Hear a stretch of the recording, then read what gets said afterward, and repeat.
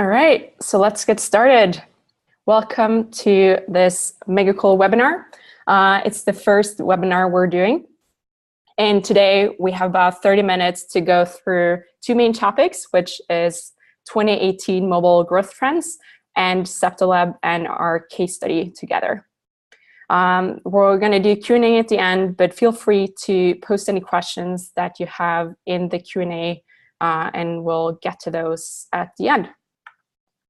And also, we'll be sharing the recording at the end of the webinar as well. So expect it to arrive in your inbox within 24 hours. And if you have any feedback at all, we'd love to hear it, especially if this is something you want to see more of. So, all right, without further ado, let's get into things. But first, a quick background on myself and Megacool. So I'm one of the founders of Megacool, and before Megacool, I was VP of Business and Marketing at just a second here, at Dirtybit, which is behind the game series Funrun. And with Funrun, we were able to grow those games organically to more than 100 million users. But one thing we were not able to do at Funrun was to have doing paid user acquisition, and it was because we didn't monetize well enough. So we had to become really good at doing organic growth through our existing users, and that is actually the core thesis of Megacool. With Megacool, we're all about creating the tools that allows you to do player-to-player marketing. And we combine gameplay recording and sharing with rewarded referrals for maximum impact. So let's get into the mobile growth trends of 2018. So the way I've structured this is that you're going from pre-launch to launch and post-launch. And I have gathered information both from our own experience and as well as talking with developers who's been ranking at the top of the charts. So before even getting into the first growth strategy, you need to figure out what is going to be your strategy, what is going to be your resources. And Philip from Tasty Pill, who has 2 games on the top charts, he specifically emphasizes that you need to figure out what is it going to be that your users will feel the need to purchase from in a purchase perspective. What is going to be your value of that, and is it going to resonate with them? Do you have the mechanisms in place to do special offers to boost conversion rate in your app? What is the expected revenue split between in-app purchase and ads in your game? What type of ad mediation will you be using? What ad formats and placements? And how often should you show the pop-ups to balance out monetization and the user experience? And the reason he's emphasizing this is that he specifically says that for the ability to build both a successful and profitable game, all of these things will help you understand what you can actually do with the funds that you have going forward. And he also says that it's not enough anymore to just rely on organic growth through featuring and ASO. So all of these things are crucial. And that actually leads to a good gateway into the next one, which is the soft launch phase. So soft launch has been talked about pretty much every year, and it's really important now just as much as before. And the reason is that this phase is the best to learn.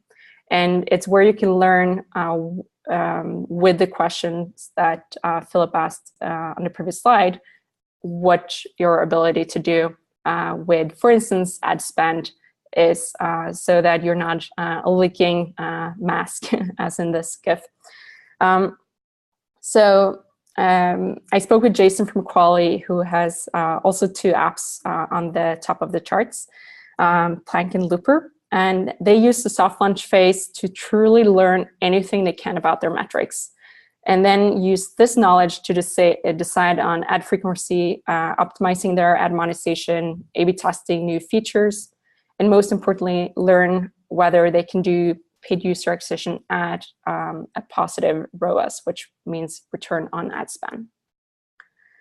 So traditionally, soft launching has been something you're doing in a different geo that is representing the target market for your app. So let's say it's been very popular to soft launch in Canada if your market is the US, but as Canada has become more expensive, that has shifted to Australia, New Zealand. But now that that is expensive, it's actually the Philippines is the next market. But one interesting thing to counter doing a soft launch in another market is what Voodoo is doing. So Voodoo is actually not primarily soft launching in other geos. They're actually taking it straight into the market they're aiming for. And Voodoo has so many apps on the top of the chart. So they have such a machinery behind them. But what they do is that they do, as you can see from this chart, they do their 1.0 launch at the end of June in this example, but then it didn't start to scale until the end of July. And you see that they actually spend a couple different updates to optimize and learn until they're actually able to put that big ad spend behind and properly scale. So yeah, let's get on to the next one, which is pre-release programs. So these are free programs that everyone should take advantage of. Any new app is eligible, and you should submit your apps a few weeks before, and ideally start promoting it 2 to 3 weeks before the actual launch is scheduled. That gives you enough time to build up traction before the actual launch, and there will be several installs waiting for you. And Apple is also pretty big on featuring these launches before they actually go live, as in this example here. You can also do as Lucky Cat Studio is doing here, or you should actually do, is to promote to the audience that you have, being it on social media channels or through a newsletter, and then make sure that you have compelling graphics that are part of it. So pre-orders as part of the pre-release program it's a no-brainer as long as your app is ready on time. And I think that might be what is hindering most people to jump on this opportunity. Next one up is, I wanted to mention multiplayer games because from a growth perspective, having a good multiplayer experience in your game is giving you an ability to grow right off the bat. Because if your experience is better with friends, you're actually making it easier for your game to have virality when players have to invite friends to have a better experience. But what is key here is that you implement good systems for app invitations and player matching. And there are different solutions to use for that. You can use Branch or AppsFlyer or Get Social, or you can use our matching tech as well. So that's it for anything trending on the pre-launch list. Next one is the actual launch. So ASO is big also in 2018. And the most important thing here is to optimize your visuals. Use videos to capture users' attention. And here's a great example from the game Ultra Sharp. it really shows you what type of experience you'll have playing the game. And what Faisal from the Frosty Pop is saying, who also have been ranking high in the charts a few times this year, is that compelling App Store description, screenshots, and video previews that use all 13 provided slots is key for maximum impact. So next one up is featuring. And as 2018 progresses, a major change from last year has definitely been the App Store look and feel. The change that they did on the top featuring page and the ability to rank as #1 is now as dominant anymore. Apple has shifted away where they do more frequent updates. It's not just once a week. And it's a better chance to actually promote yourself on one of their like major featuring sections. Usually they do like app of the day type of featuring, which is key. So establishing a relationship with Apple is still super important. And getting a personal connection is always better. And for that, I have some personal recommendations, which is if you don't know anyone, make sure that you find someone who does and have them introduce you. And today, it's much easier to identify the featuring teams of the stores. They usually attend bigger gaming conferences, but it's super hard to get their attention and also stick out as you go and attend these shows and pitch your game. So my recommendation is always to try and book a meeting in person outside of the conference season. Have someone introduce you to a connection and then say, hey, I'm gonna be in London in 2 weeks. Do you have some time over these 2 days? And see if they respond. And if you're able to book a time, then you book your ticket and you're there. And do that on a frequent basis so that you can be top of mind, and also make sure that you listen to their feedback. Even though Apple and Google sort of operate as like black boxes in terms of what they do push through, it's still important to make them champions of what you're doing. So next one up is ads. I know not everyone is able to do paid advertising, but if you are, it is still the easiest way to say, hey, I want 100,000 users, and through paid advertising, you can be able to get there. It all comes down to the costs and what you're able to do, and this is where optimization and learning what works for your audience is really crucial. And I think a big shift in 2018 has been from actually using polished videos that just like show a completely different gaming experience than what is truly there, to actually showing real gameplay. So in this example from Bumper by Voodoo, I get all these ads all the time, and they're always showing exactly what the game will be like, and they're very good at triggering emotions in a way that like, oh, we don't think that you'll do any better, or they're like comparing a male and a female playing, and they're like triggering your need to prove them wrong, right? So if you are doing ads, I highly recommend using real gameplay in your ad. So next one is influencer marketing. And traditionally before, influencer marketing was primarily through like YouTube videos where you had playthrough, and like the big YouTube stars would show off how they would play the game. However, now in 2018, truly seen a shift from doing that to really tap into the celebrity part.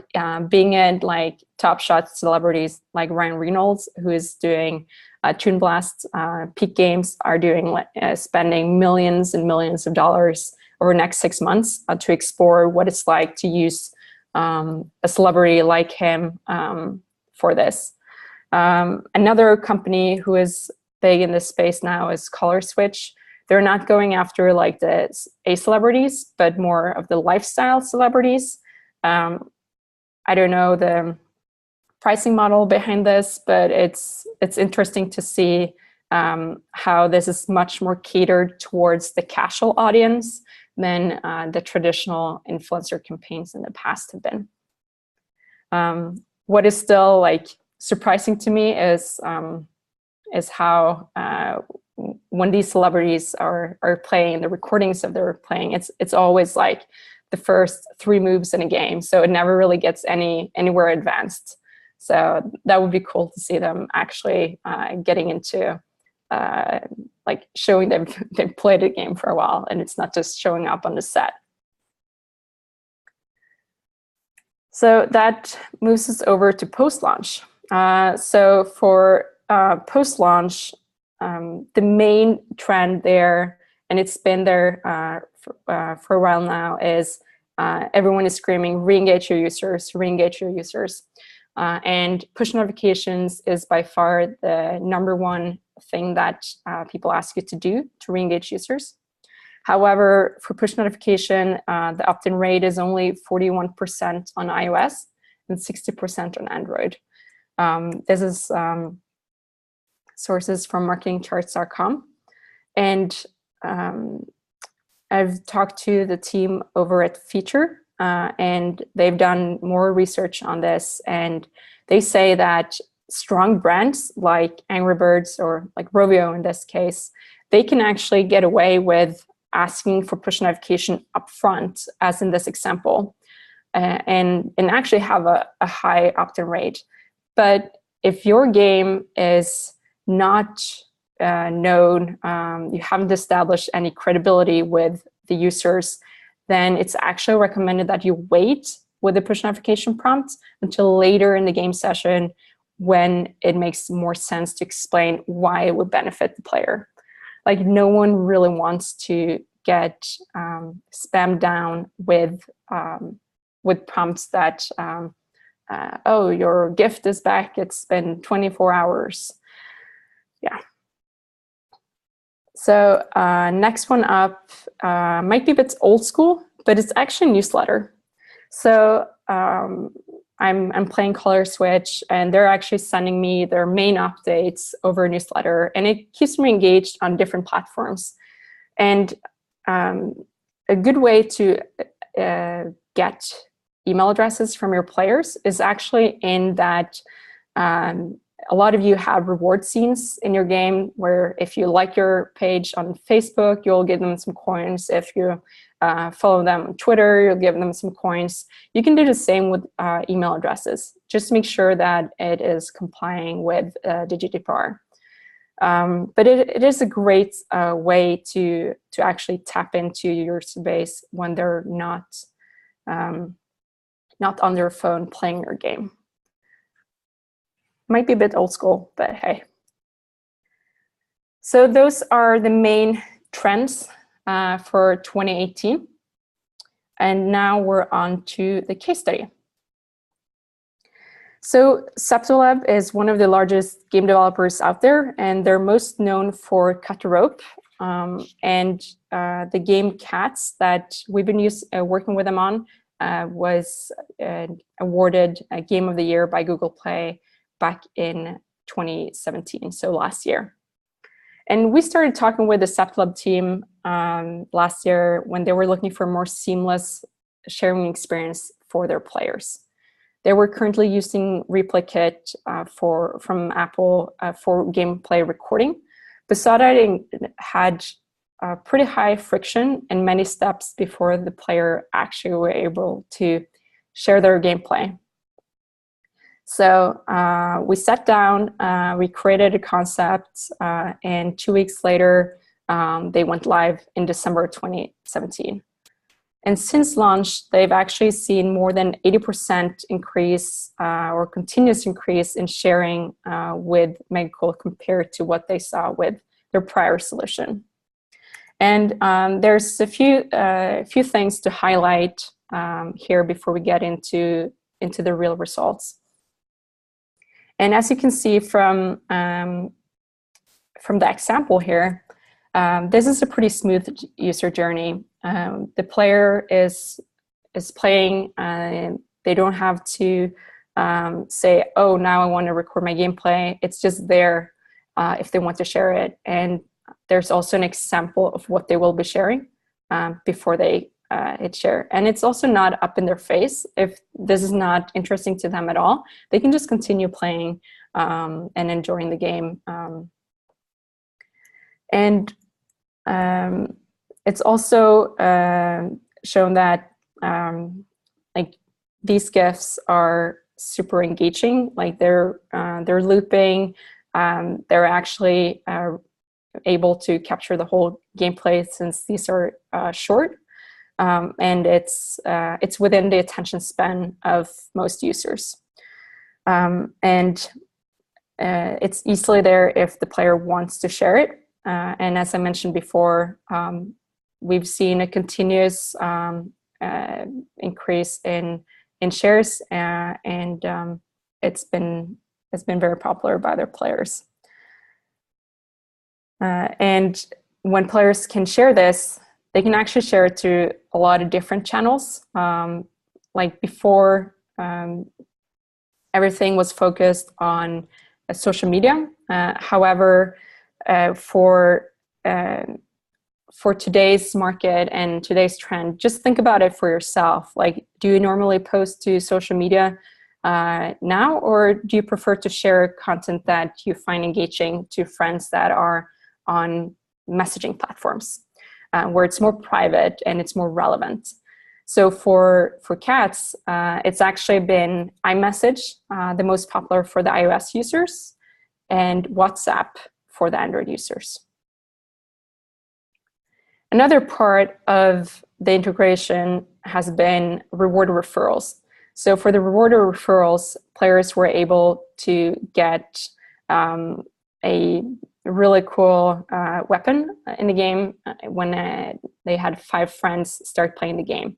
So when player were sending out the referrals, they used the GIF recording of a match they had to show what the game is about to their friends. So Septilab have been really able to boost the growth further from incentivizing referrals. Next one is that they've been getting deep insight into the user journey. The frequency of shares and installs and re-engagement and popularity of channels is all shown in real time. And we also show all the GIFs that are being shared in a kiosk mode in real time, so they can see exactly what things looks like. And I think most importantly, through it all, we've worked closely with Septo. So they did the integration back in December and went live. But since then, we've continued to work with them, suggested optimizations that they can do to continue to increase this as an important growth mechanics for their games. And it not just growth mechanics, it's also important for their re-engagement of existing users. So what are the actual results of this? And most importantly, it all comes down to revenue. And for the cats audience, we've actually seen that the players that are invited through friends have double the conversion rate to become paying compared to the organic users. And it's not just that, but their ARPU is also double. And for anyone that is interested in boosting your retention, having friends play the game and continue to play the game is so crucial. because that is, it's like a re-engagement factor in itself, right? You continue playing something because your friends are there and you're pulling each other back in. So actually our users coming in through friends have 33% higher long-term retention, and in this scenario, it's anything over day 14. And every day, over 100,000 gifts are created by the cats community, which is pretty awesome. All right, so I should emphasize that we are super grateful to be working with cats and the Zapto team. And we're actually going to be testing new frequencies for reward referrals and add Megacool to more places. So it's very exciting. So to summarize this webinar, for the pre-launch phase, remember to find your way to learn what works for you and your game. We usually refer to this as the soft launch phase, but just anything that can help you understand what you're dealing with before actually putting the gas pedal down. Next one is if you're able to finish up your app before you're launching, use the pre-release programs provided by the stores to create momentum before your actual launch. And that can help you rank higher on the charts.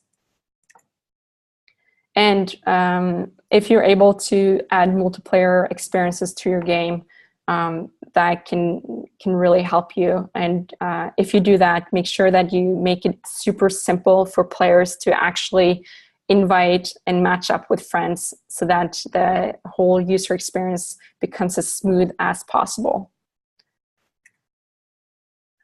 So for the launch phase, here it's ASO is still key. Most importantly, it's the visuals. Make sure that you have something engaging that can capture whatever attention the player has when they enter your site. Build strong relationships with the App Store teams. Personal relationship is always preferred. If you, for some reason, are not able to find anyone, you can still email the generic emails they have to reach out before a launch. But anyway, you can hustle to get that personal connection, do it. Next one is if you're able to do ads, make sure that you optimize them. And last average number I read was $2.4 for games launching in the US. So it's super hard for most companies to pay that much, but I've also heard from others that they are able to get their ad spend down to 10 cents for a period of time. So anything that you can do to get those masses can be key for you. And then next, thinking differently about your influencer marketing, finding ways where you can leverage any sort of celebrity.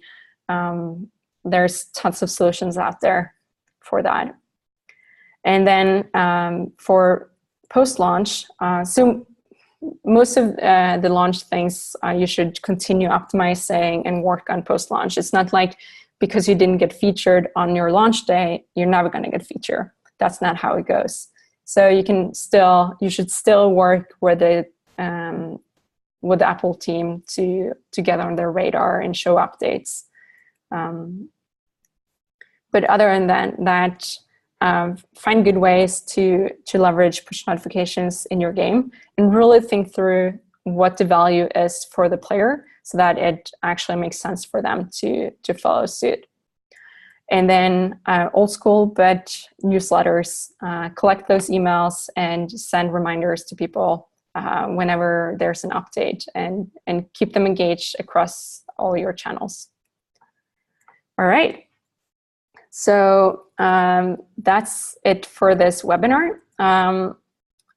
if you're interested in getting a demo of Megacool and learn more about how you can leverage your user base for more downloads, send me an email and we'll find some time to chat. And that's it. I hope that you found this webinar useful. And if you have any questions or feedback, would love to hear it. And my goal is always to make you feel that, yes, I'm happy I spent these 30 minutes listening to what Aurora and Megacool had to say.